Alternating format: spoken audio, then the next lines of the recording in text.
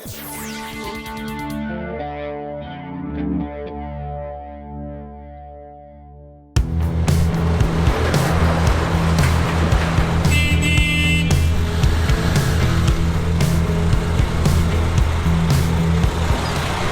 hard to be so bad.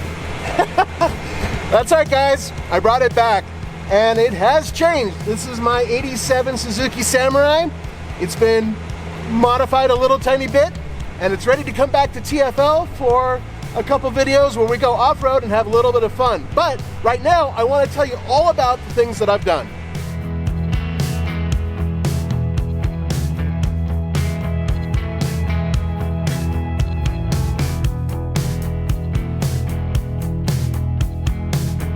For those of you who have not watched the past videos with the Suzuki Samurai, it was part of our cheap Jeep challenge. Of course, it's not a Jeep, but it has all the elements of a Jeep, especially an old one. It is lightweight, solid front and rear axles, very simple.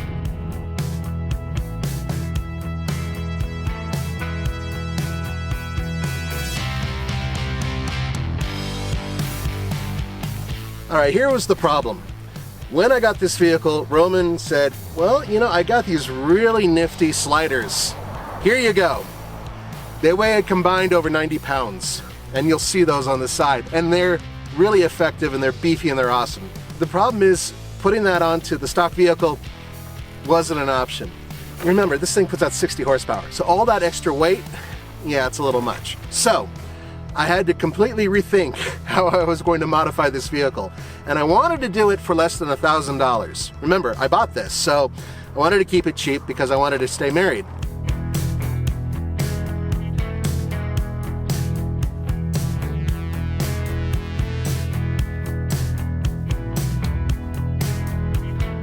So the first thing I wanted to do was give it a mild lift. I was hoping for about 2 inches. I got a little bit more than that, and I did it very simply by adding these. These shackles here allow for better articulation, a slightly better ride, and they really do give you a very cheap lift. Now, the reason why I needed the lift was because I needed greater ground clearance. But there's more to it than that. A lift doesn't really do much without larger tires. So I added them. Now, these are not massive by any means. These are actually my old tires from my old Toyota. They've been sitting in the garage and my wife was thrilled that I finally put them on something.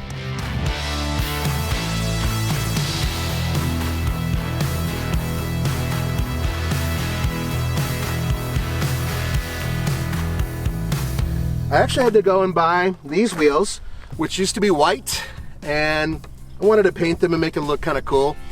And they're wider. Even though they're the same diameter, they're 15-inch wheels, they're 8 inches wide as opposed to 5 inches. And the whole purpose was to get a larger tire. These are Goodyear Wranglers.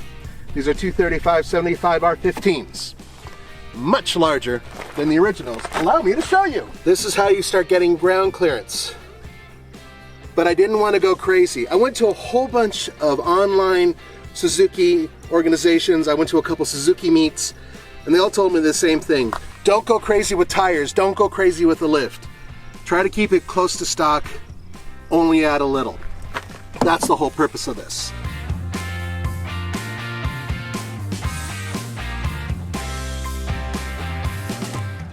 I decided to go with these wider wheels. They're not larger, they're just wider. 15-inch, 8 inches over 5 inches. And it's given me a really good amount of meat on the road. It's also improved the ride. This is much more spongy. Between that and the suspension lift with those shackles, everything is much nicer on the highway. Look, it's not a Cadillac, but it's better. So, here's the problem. I started adding weight, not just me, the vehicle. What does that mean? Brakes. The brakes were already kind of shot when I got this. They're a little warped. So I pulled them. Yep. And replaced them with slotted drilled rotors. Why? Because they were fairly inexpensive and they just worked, and everybody said it would help stopping power. With all the extra weight that the vehicle has on it now, it's about the same as it was before, which is to say pretty good because this thing doesn't weigh anything. without all this extra crap I put on here, it weighs about 2,045 pounds. Now, I'm thinking about 2,245 pounds. Yep, I think I added 200 pounds to it, and that's not with me driving.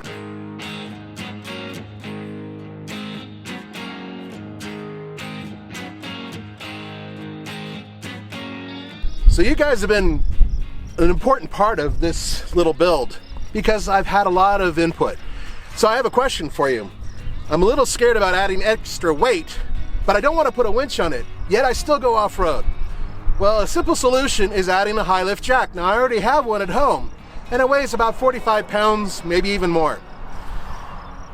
This is the way you could put it on. Now this is actually built for a Jeep, but it's fairly inexpensive. Once again, I wanted to keep this build around $1,000, which I failed, but I got close.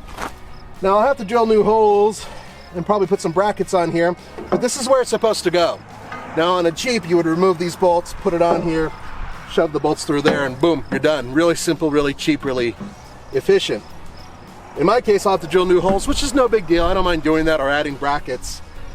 Here's the problem. Between this and that high lift jack, I'm adding nearly 50 pounds to the vehicle, on top of all the other weight I've added to it.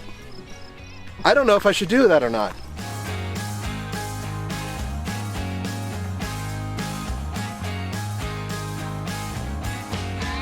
Let's talk about what's been done. I had the carburetor rebuilt. Now, I tried to do it myself with the kit. It's kind of fiddly and I didn't really do it quite right, so I had to bring it in. That is the only thing other than having the tires mounted and balanced that I did outside of my garage and paid for. Everything else I did on my own. So, wires, plugs, rebuild carburetor, new filter, a couple new little tubes here and there, just because I had to. Otherwise, it ran really good when I got it. It runs even better now. That rebuild gave me a little bit more oomph, which helps compensate for all the extra weight I put on it. Now, remember I told you, yeah, there's something I didn't finish? I'm looking forward to putting this in my car. I just haven't done it yet. This will be the switch for these lights. I was actually thinking about adding more, but once again, I want to keep the weight kind of light and I want to keep the build simple. So, yeah, I haven't done this yet. But let me show you this. They're very powerful and they're not exactly a brand name, so they're an Amazon special. They cost me about 50 bucks. That's not to say that they'll last forever, because sometimes you get what you pay for. But I'm poor, so there you go. I'm going to get a junction box so I can hook this up properly with fuses and everything else, run it into the cab, and have it go to this. That way I can check my voltage. Got a neat little USB here, little 12 volt. I mean, you know, I just want something nice. Also, I don't want to drill into the dash, and so I have to actually build a box for this that sits underneath the dash somewhere where I won't kick it. Most likely on the passenger side, because this thing is so bloody small and I'm so big. Well, you can do the math.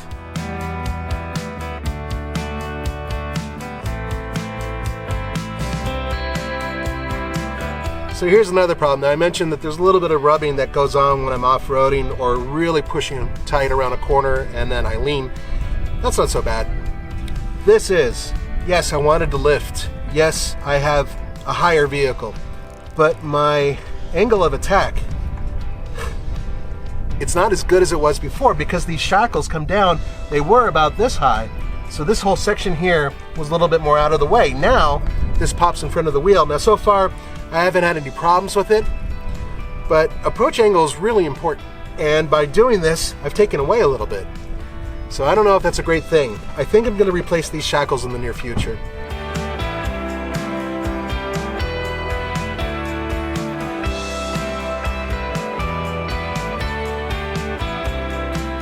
So what is the future? Well, a couple things. Obviously I showed you a couple things I'm thinking about putting on there, especially a high lift jack.